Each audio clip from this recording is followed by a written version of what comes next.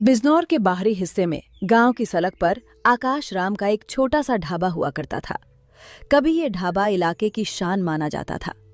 आकाश के हाथों में जैसे कोई जादू था। उसकी दाल में अपनापन था, रोटियों में मेहनत की खुशबू और सब्जी में मिट्टी की सोंधी सी महक। लेकिन समय हमेशा एक सा नहीं रहता। धीरे धीरे सड़क का रास्ता बदल गया, नई हाईवे बन गई, बड़े बड़े होटल खुल गए। जो गाड़ियां पहले आकाश के ढाबे पर रुकती थीं, हाथ में सूखी लकड़ियां थीं। एक एक करके वो उन्हें चूल्हे में डाल रहा था। आज भी सुबह से एक भी ग्राहक नहीं आया। तभी दूर से एक गाड़ी आकर ढाबे के सामने रुकती है। गाड़ी का दरवाजा खुलता है और एक ड्राइवर उतरता है। अरे भाई, क्या बात है? बस इतना ही खाना बेच रहे हो? हाँ साहब, जो भी तख्ती पर लिखा है बस वही है। अरे छोड़ो यार, ये तो शहर में भी बहुत मिल जाता है। मैं तो सोच रहा था कुछ चटपटा, कुछ अलग मिलेगा। वो जल्दी से कहता है, साहब स्वाद में कमी नहीं है, देसी तरीके से बना है, एक बार। नहीं नहीं भाई, टाइम कम है, कुछ मजेदार होता तो रुकता। इतना कहकर वो गाड़ी में बैठता है और बिना पीछे देखे चला जाता है। धूल का गुबार उठता है और फिर सन्नाटा। पता नहीं मेरे ढाबे का क्या होगा। कभी यही चौपाइयां लोगों से भरी रहती थीं। लोग बैठने के लिए झगड़ते थे, लाइन लगाकर इंतजार करते थे। गरम गरम खाने की खुशबू और शोर से भरा ढाबा। पहले लोग चौपाइयों पर बैठने के लिए बेकरार रहते थे, और आज आकाश राम चारपाई के पास झुका हुआ था। हाथ में पुराना कपड़ा था जिससे वो चारपाई की धूल साफ कर रहा था। कितनी धूल जम गई है। पहले तो दिन में 2-2 बार साफ करनी पड़ती थी। तभी दूर से पैदल चलता हुआ एक ग्राहक आता है। वो ढाबे के सामने रुकता है, चारों तरफ देखता है और फिर पूछता है, अरे भाई, खाने में कुछ स्पेशल है क्या आज? नहीं भाई, स्पेशल तो कुछ नहीं है, बस दाल है, पराठे हैं और कुछ भी नहीं है। बस यही? हाँ भाई, यही सब है। और इस टाइम चाय भी नहीं बेच रहे? नहीं भाई, इस टाइम कुछ भी नहीं बेच रहा। फिर तो रहने दो भाई, कुछ अलग होता तो बैठ जाता। इतना कहकर वो ग्राहक भी धीरे धीरे वहां से चला जाता है। ढाबे में फिर वही सन्नाटा छा जाता है। एक एक करके सब चले जा रहे हैं। बस से एक जवान लड़का उतरता है, कंधे पर बैग, चेहरे पर शहर की थकान। वो है सूरज, आकाश का बेटा। सूरज ढाबे के सामने खड़ा होकर चारों तरफ देखता है। जहां कभी ग्राहकों की लंबी लाइन लगी रहती थी, खाली चारपाइयां और चारपाई पर जमी मोटी धूल। पिताजी, क्या बात है? ढाबे पर आज छुट्टी है क्या? नहीं बेटा, छुट्टी तो नहीं है, ढाबा खुला हुआ है। लेकिन पिताजी, ढाबे पर तो कोई भी नहीं है। इतनी सुनसान मैंने इसे कभी नहीं देखा। हाँ बेटा, जब से तू शहर गया है ना, ढाबे से रौनक ही चली गई है। पहले लोग लाइन लगाकर खाना खाते थे, चौपाई पर बैठने के लिए बहस होती थी, किसे पहले पराठा मिलेगा, इसी में झगड़ा हो जाता था। लेकिन अब तो कोई भी आने को तैयार नहीं है। लेकिन ऐसा क्यों पिताजी? लोग क्यों नहीं आ रहे? कोई कहता है कुछ स्पेशल नहीं है, कोई बोलता है बस दाल ही बनाई है, और कोई तो बिना उतरे ही चला जाता है। सूरज का चेहरा गंभीर हो जाता है। वो धीरे धीरे सब समझने लगता है। पिताजी अभी भी वही पुराना तरीका आजमा रहे हैं जिसे लोग अब भूल चुके हैं। पिताजी, जमाना बदल गया है। क्या मतलब बेटा? पहले लोग पेट भरने आते थे, अब लोग स्वाद ढूंढने आते हैं। अब सिर्फ दाल रोटी से काम नहीं चलता। लेकिन बेटा, हम तो यही बनाते आए हैं, इसी से घर चला है। मैं जानता हूं पिताजी, आपका खाना आज भी सच्चा है, लेकिन लोग अब कुछ अलग चाहते हैं।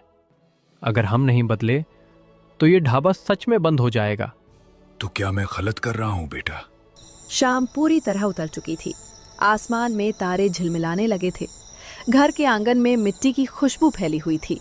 पिताजी, अगर बुरा ना माने तो एक बात कहूं? बोल बेटा, आजकल तो सब कुछ कहने ही आ रहे हैं। आपका ढाबा इसलिए नहीं चल रहा क्योंकि आप आज भी वही गांव वाला पुराना सामान बेच रहे हैं। क्या?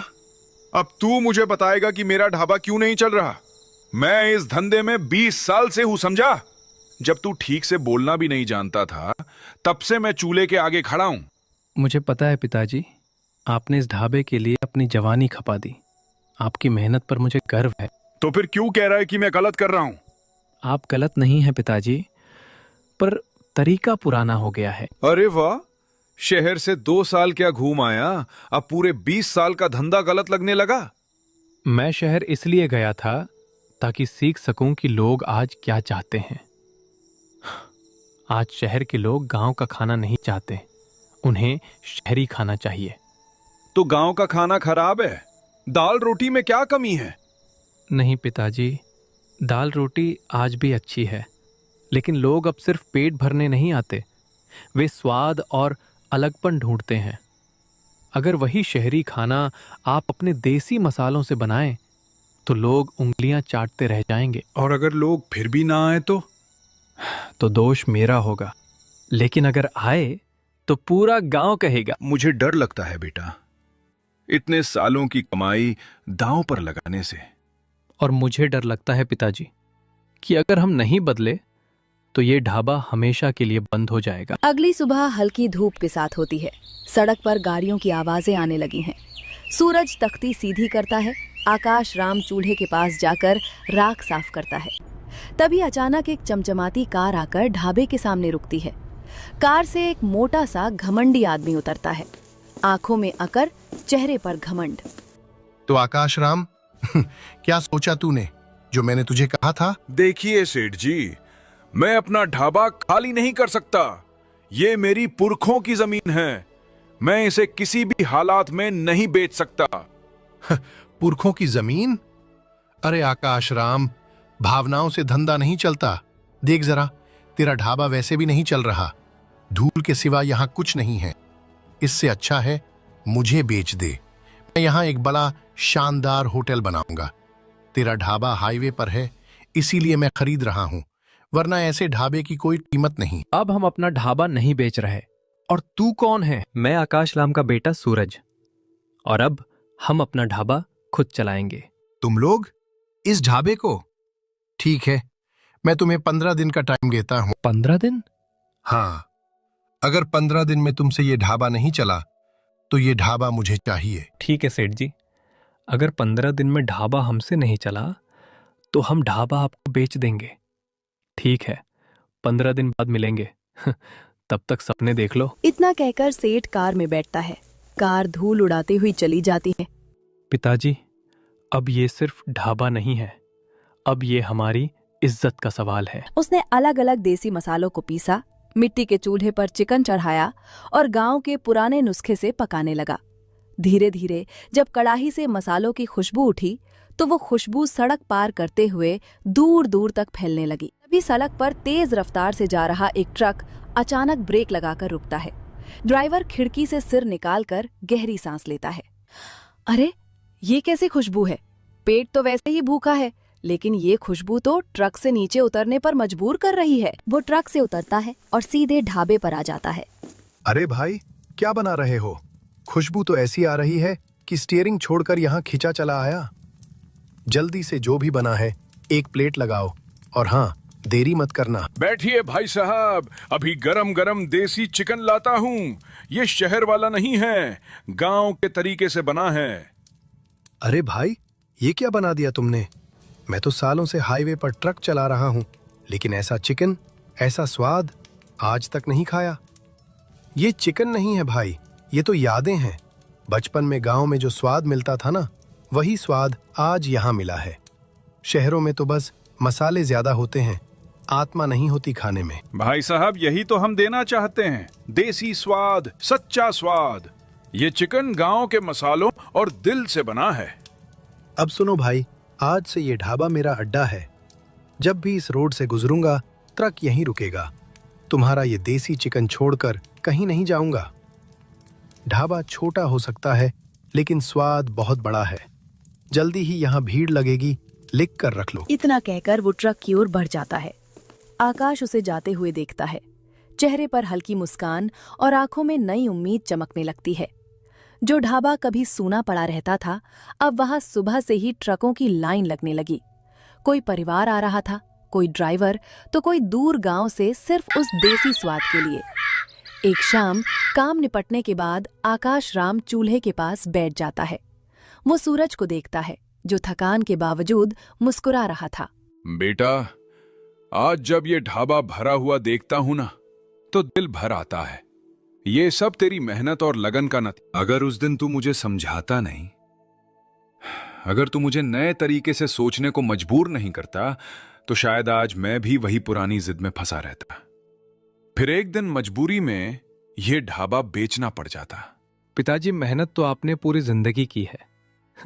आपके हाथ के खाने में आज भी वही दम है, बस फर्क इतना था कि जमाना बदल चुका है। यही बातें किसी ने जाकर घमंडी सेठ के कानों में डाल दी।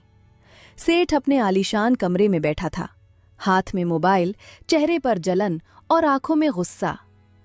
तो आखिर चल ही गया वो ढाबा जिसे मैंने धूल में मिलाने का सपना देखा था। आकाश राम, तू समझता है तू जीत गया, अभी खेल बाकी है।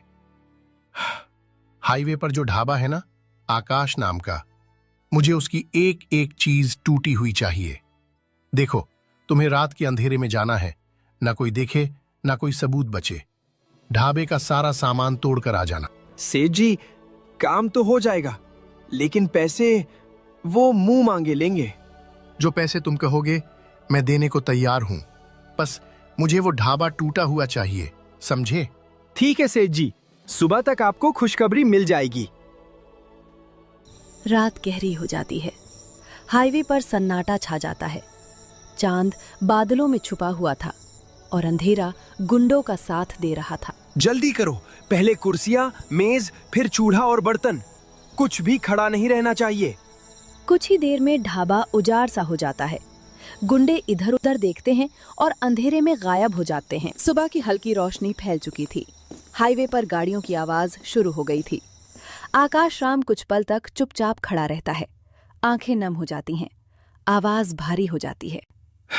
देख लिया बेटा, मैं तुझसे पहले ही कहता था, ये दुनिया मेहनत करने वालों को चैन से नहीं रहने देती। हमें पहले ही ये ढाबा छोड़ देना चाहिए था। सारी उम्र इसी ढाबे में निकाल दी। आज इसे इस हाल में देखकर दिल ही टूट गया है। पिताजी, ढाबा टूटा है, लेकिन हमारी हिम्मत नहीं।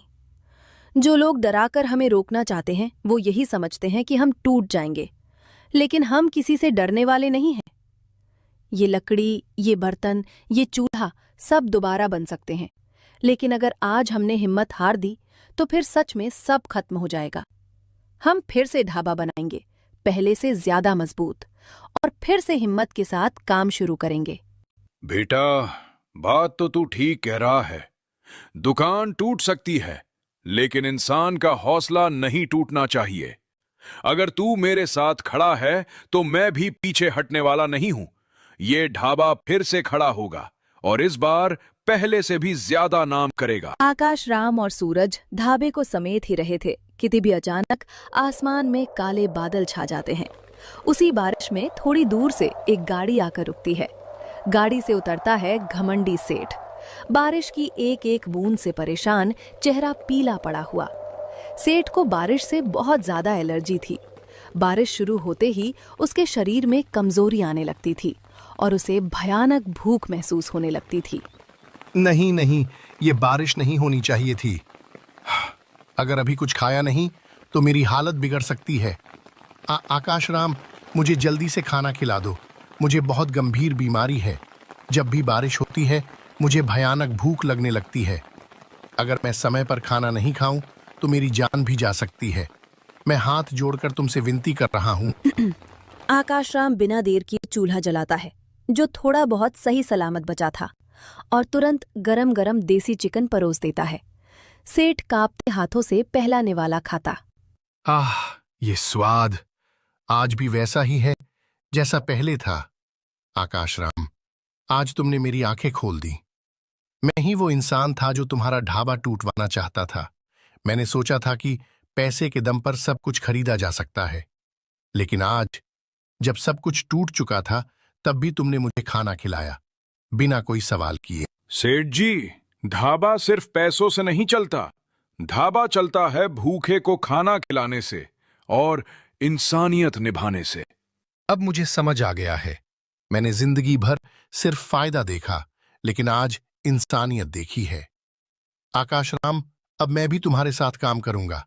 तुम्हारे ढाबे का जो भी नुकसान हुआ है, मैं उसे पहले से ज्यादा अच्छा बनवाऊंगा। हम इस ढाबे को फिर से बनाएंगे, देसी स्टाइल में, सी स्वाद के साथ। और इस बार कोई साजिश नहीं, सिर्फ सच्ची मेहनत। कुछ ही दिनों में ढाबा फिर से बनकर तैयार हो जाता है, पहले से ज्यादा मजबूत, पहले से ज्यादा सुंदर।